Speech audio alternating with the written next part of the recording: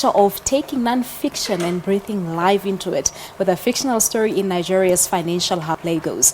The story follows the lives of our 4 working young women taking on the financial world with all their learned wisdom and, of course, their past mistakes. To give us more insight into the book is the author and self-described power babe, Arese Ugwu from Nigeria, and, of course, her South African counterpart, Samke Ngwenya. Ladies, good to see you. Good morning. Hi, good morning. Thank you for having us. Why are you laughing at me? Because I'm the Remy Martin brand influencer, and they called me a power babe, so it's not self-described. Babes with power. That's how we'll refer to you in South Africa. Right? Babes with power, right? Yeah. But thank you so much for having made it, ladies. What is up with all those self-descriptions as I'm referring to you? So you said the name was given to you by Remy Martin. So I'm the brand influencer for Remy Martin in West Africa. Yeah. And so they had this campaign, One Life Live Them. So because of my different slashes and all the different things I do in media and finance, they called me a power babe. Power babe.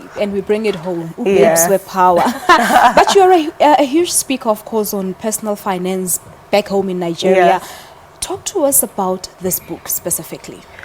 Okay, so the book is basically, like you said, a mixture of fiction and personal finance lessons. So it has smart money lessons at the end of each chapter. I think what's different about it is that it's very specific to the African millennial. So it tells about personal finance journeys that are very relatable to anyone that is African. And when we refer to financials, obviously we always talk about the past mistakes that we made with money. Samke, your feeling on the book?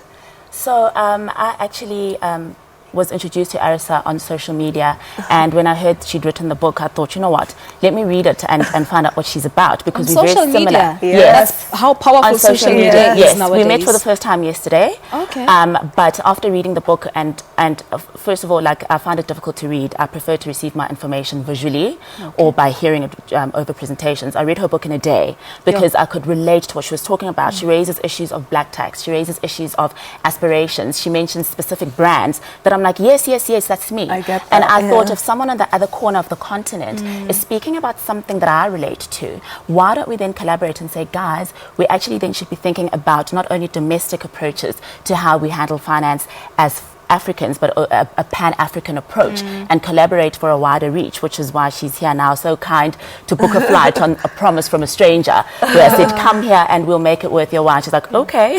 So what is going to happen now, ladies? So I'm on a book tour, so I've done several cities in Nigeria, and then I went to Accra. So Samke was gracious enough to sort out the book tour in South Africa. So we have the book is launching officially at the Luminance in Hyde Park Mall tonight, and then we're going to Durban for the Essence Festival to exhibit the books.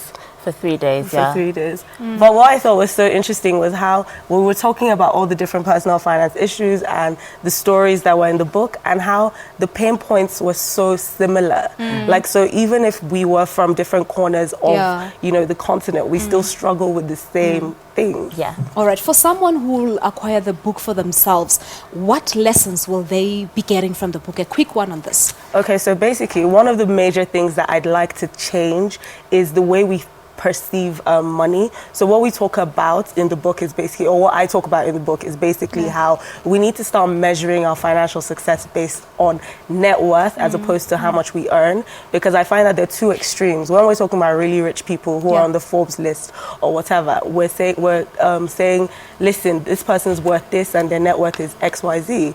But when we're talking about ourselves or our friends, we tend to judge our financial success based on how much we earn. But wealthy people know that. Ladies, you're a writer, you're an author. There's so much to talk about, but I'm afraid due to time constraints, that's where we're going to leave it this morning. Thank you so much and good luck with the tour in South Africa. No problem. Thank you very much.